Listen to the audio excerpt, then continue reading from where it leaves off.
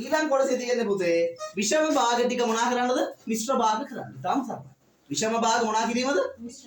විෂම භාග මිශ්‍ර භාග කිරීම. ඊටාම සරලයි. කොහොමද කරන්නේ බලමු. බලන්න පළවෙනි උදාහරණය දරුවනේ. 5න් 14 නේ.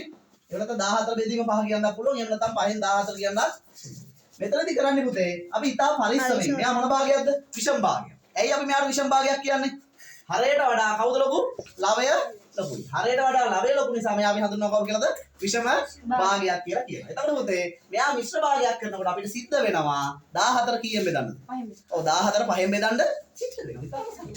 14 බෙදනවා පුතේ කීයෙන්ද? 5යි. එහෙනම් 14ට 5 වගේද? 2යි. 2යි. 5ට 2 කීයද? 10යි. කීයක් ඉතිරිද? 4ක්. දැන් බලාගන්න වෙන්නේ. 14ට 5 ඒවා හරියටම කීයක් තියනවද?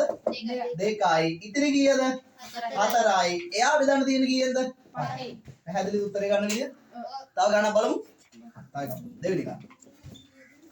දෙවෙනි ගානේ තියෙනවා පුතේ 18 බෙදීම 7. 18 බෙදීම කවුද? 7. එතකොට අපි පුතේ 18 බෙදන්න ඕන කාගෙන්ද? 7.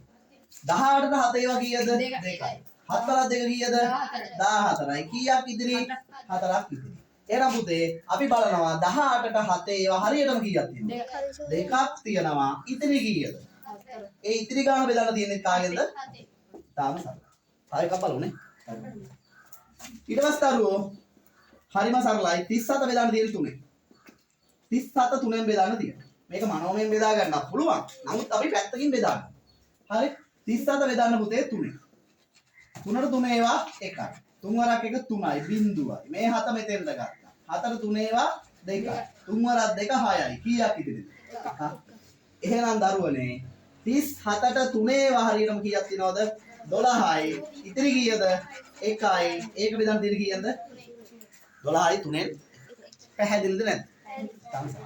එහෙනම් පුතේ ඔයාලා හරි දාගන්නද? ඊට පස්සේ අපි ඊළඟ කොටස යන් ඒකේ ගාණක් දෙකක් කියලා දෙන්නම්. ඊට පස්සේ ඔයාලට පුළුවන් එක හදන්න. පැහැදිලිද?